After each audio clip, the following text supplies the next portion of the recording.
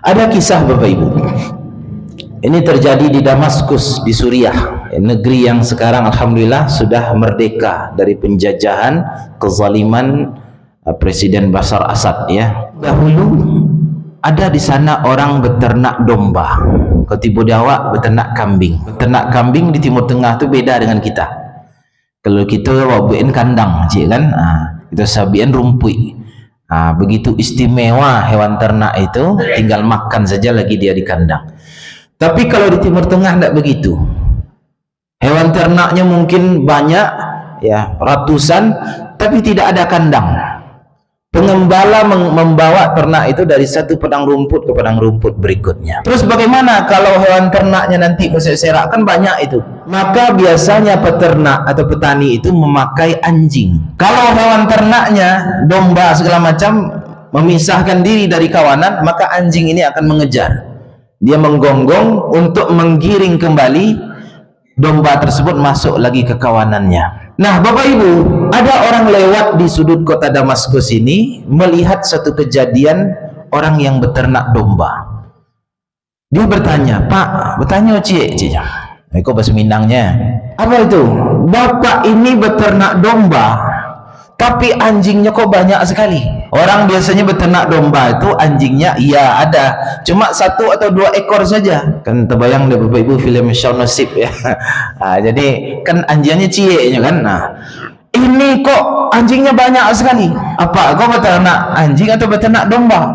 Kan gitu seluruhnya. Apa kata petani ini atau peternak ini? Apa cali alah elok dulu. Yang apa sebut anjing itu cali alah. Diperhatikan, ternyata bukan anjing Bapak Ibu, serigala. Ya, secara apa memang anjing ini mirip dengan serigala kan gitu ya. Serigala ini mangsanya domba. Kan ada pepatah serigala berbulu domba kan gitu. Bagaimana ceritanya serigala bisa menjaga domba? Padahal ini mangsanya. Serigala ini hewan yang tidak bisa jinak, Pak. Kalau harimau, singa ada di kebun binatang itu. Bisa dilatih, bisa jinak dia. Tapi serigala tidak ada, dimanapun tidak ada masuk kebun binatang karena memang tidak bisa dilatih. Nah Bapak Ibu rahmati Allah, akhirnya kisah ini masyhur dan disampaikan oleh petani tadi. Inilah yang terjadi sejak Umar bin Abdul Aziz menjadi khalifah. Jadi Umar bin Abdul Aziz satu pemimpin yang saleh luar biasa, dan kejadian di zamannya itu ya karena hebat kepemimpinannya, polisi jadi pengangguran, kejaksaan, pengadilan tidak ada kerja, tidak ada naik kasus, masyarakat selesai persoalannya dengan saling memaafkan. Kemudian di zaman Umar bin Abdul Aziz tidak ada lagi kemiskinan. Ada kisah Bapak Ibu ya, ada orang berjalan dari Irak terus sampai ke Mesir, masuk ke Sudan, terus sampai ke Maroko, paling barat dari Afrika. Misinya untuk mencari orang miskin dan tidak ketemu lagi di zaman Umar bin Abdul Aziz. Akhirnya ya terpaksa pengurus zakat ini menggantungkan dana zakat itu di simpang jalan. Kemudian dibuat pengumuman di situ, siapa perlu zakat ambil sajalah, lepas naik kami mencari nak dua suruh, dan tergantung di situ selama 4 bulan Bapak Ibu. Ya. Kalau kita coba menggantung piti segantong asoy di simpang apa kok baik kira-kira, buat baik pengumuman ya, siapa perlu piti tinggal ambil, kira-kira berapa lama tergantung Bapak Ibu, alun tergantung lah tanya orang tu. Itu di zaman Umar bin Abdul Aziz ya. Dan ketika itu uniknya domba dan serigala berteman. Maka ditanyakan oleh orang kepada Umar bin Abdul Aziz, bah kejadiannya wahai khalifah, kok bisa wahai Amirul Mukminin, kok bisa domba dan serigala berteman? Apa jawaban Umar bin Abdul Aziz? Nahnu qaumun nuslih hablum bainana wa bainallah. Kami ini kaum yang selalu memperbaiki hubungan baik kami dengan Allah. Fayuslih, maka Allah akan memperbaiki hubungan hatta ma bainal ghanamil wa asad, sampai hubungan antara domba kami dan serigala diperbaiki. Bayangkan serigala dan domba yang saling menerkam, bermusuhan, baik hubungannya di bawah pemimpin yang saleh. orang yang selalu memperbaiki hubungan dengan Allah Subhanahu wa taala. Jadi gampang bagi Allah memperbaiki hubungan suami istri, orang tua dengan anak, kakak beradik, tetangga, satu sama lain. Bapak Ibu, gampang bagi Allah memperbaiki hablum minan nas itu kalau kita mulai dengan hablum minallah yang diperbaiki dulu. Nah, kapan momentum itu? Bulan Rajab ini Bapak Ibu. Nah, jadi makanya banyak ceramah Ustadz itu yang lebih menekankan salat, kan gitu ya, Isra Mi'raj salat, kan gitu. Kenapa? Hablum minallah itu yang dahulu diperbaiki. Bapak Ibu yang rahmati Allah, setiap perintah salat di dalam Al-Quran ada 61 kali Allah perintahkan salat. Rata-rata Allah ikuti perintah itu dengan wa aqimus shalah wa atuz zakah. Salat itu hablum minallah, zakat itu, nah ini sebenarnya hablum minan nas, lebih ke hablum minan nas. Apa maksudnya? Perbaiki hablum minallah dulu. Ya, insya Allah Allah akan berikan kemampuan kepada kita untuk melaksanakan perintah berikutnya, karena perintah ini dua sepaket. Ya, wa atuz zakah, dan tunaikan zakat. Maksudnya hablum minan nas. Ini yang menjadi fokus kita, ya, bahwa orang yang mendirikan salat, insya Allah implikasi dari salat tersebut hablum minallah yang baik, maka hablum minan nas insyaallah juga baik. Dalam kesempatan yang sebelumnya kita juga sampaikan apa maksud Allah wa atuz zakah di sini. Allah akan berikan kemapanan ekonomi, kekuatan politik, kekuatan dalam bidang seluruh aspek pendidikan, budaya dan seterusnya. Dari mana dimulainya? Dari salat Bapak Ibu. Salat dijaga, insya Allah diberikan kekuatan untuk menunaikan zakat. Zakat ini Bapak Ibu, ini mohon maaf, zakat ini ibadahnya orang kaya Bapak Ibu. Kalau infak bisa orang miskin, 1000 kan bisa infak. Wakaf bisa orang miskin, berkurban bisa orang miskin. Tapi berzakat dia harus ada dua syarat, haul dan nisab. Nisab itu 80 gram emas, 1 gram itu 1,5 juta, kali 80 gram 120 juta, itu nisab. Dan haul disimpan 1 tahun. Nah, siapa yang bisa melakukan itu? Orang kaya Bapak Ibu. Apa maksudnya? Jika engkau salat, insya Allah ekonomi, ya, dari segi finansial akan dibantu oleh Allah Subhanahu wa taala. Dari mana kita memulai memperbaiki ekonomi kita? Dari salat Bapak Ibu. Nah, Bapak Ibu yang rahmati Allah, terus ada pertanyaan, Ustaz, kami lai salat je ka Baitus Salam Ustaz, tapi balik bansai je kami. Nah, berarti jawabannya Bapak Ibu, salat kita ini belum sesuai dengan apa yang Allah inginkan. Nah, salah satunya dalam Al-Quran Allah sebutkan keinginan Allah untuk salat ini dalam surah Al-Baqarah ayat 34. Wa aqimus shalah wa atuz zakah warka'u ma'ar raki'in. Dirikanlah salat, tunaikanlah zakat, dan rukuklah bersama orang-orang yang rukuk. Jadi tidak rukuk sendiri Pak. Cari di mana ada orang rukuk. Di masjid, di musala, di surau, pergi ke situ, warka'u ma'ar raki'in, rukuklah bersama orang-orang yang rukuk. Salatnya berjamaah. Pertanyaannya, sudahkah salat kita berjamaah? Dewan Masjid Indonesia itu merilis data salat berjamaah ya, tahun 2024 belum keluar, walaupun ini sekarang sudah awal tahun 2025 ya. Kita ambil data 2023. Berapa angka salat berjamaah di masjid? 2% Bapak Ibu. 2%. Penduduk Kota Payakumbuh ini, katakanlah kita lihat di sini 134.000. 2%-nya katakanlah 2.500 lah. Masjid Kota Payakumbuh ini 90, mushola 250. Kira-kira menurut Bapak Ibu sampai tidak 2.500 orang yang sholat subuh ke masjid? Dan Kota Payakumbuh ini termasuk masyarakat yang religius, maksudnya dibanding kabupaten kota yang lain. Nah, kalau Bapak Ibu pergi ke Mentawai, atau ya payah. Nah, atau tidak usahlah di kabupaten 50 kota Bapak Ibu. Ini pernah kejadian. Kami mampir sholat zuhur di situ. Salah seorang kawan azan, dipanggil oleh bapak-bapak dari luar. Oh dia azan pula. Kini tidak di Jumat dong. Jadi sekali seminggu orang sholat di situ sama aja. Saudara awak dan sebelah. Sekali seminggu orang datang ke masjid. Mohon maaf Bapak Ibu, kalau begini kondisi sholat berjamaah tidak akan turun pertolongan Allah. Ya. Karena dalam hadis Nabi mengatakan, yadullah ma'al jamaah, pertolongan Allah itu turun melalui jamaah. Dalam banyak sekali ayat Al-Quran Bapak Ibu, ya.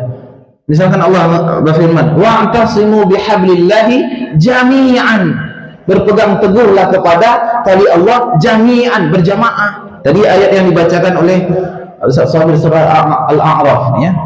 Lau anna ahlul qura amanu wattaqau, satu kampung beriman bertakwa kepada Allah. Nah, baru la fatahna alaihim barakati minas sama'i wal ard. Dibukakan keberkahan dari langit dan bumi. Itu keberkahan itu dibuka oleh Allah kalau satu kampung. Ya. Ini yang kita kadang suka lupa Bapak Ibu. Dalam surat An-Nur misalnya.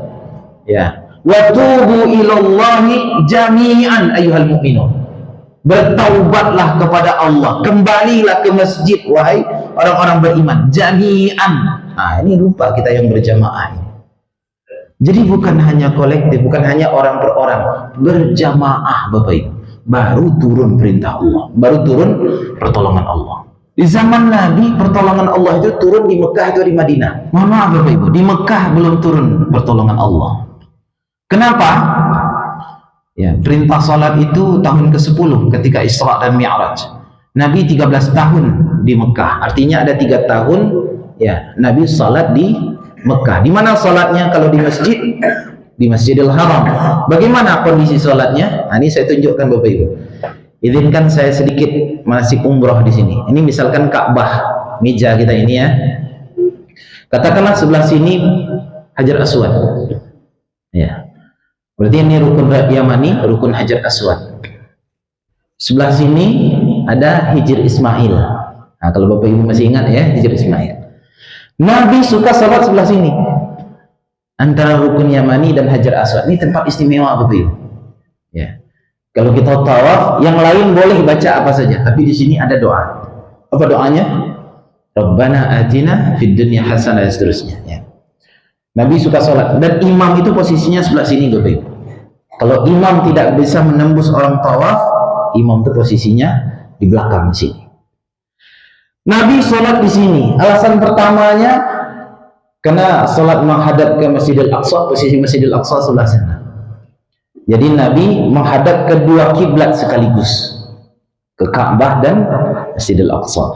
Alasan kedua, karena sebelah sini Darun Nadwah, tempat orang kafir berkumpul. Maka hanya dihalangi Ka'bah saja kaum muslimin untuk salat. Bapak Ibu, apakah bisa orang kafir di Darun Nadwah melihat Nabi salat di sini? Jawabannya bisa Bapak Ibu. Ya. Maka Nabi kadang diganggu.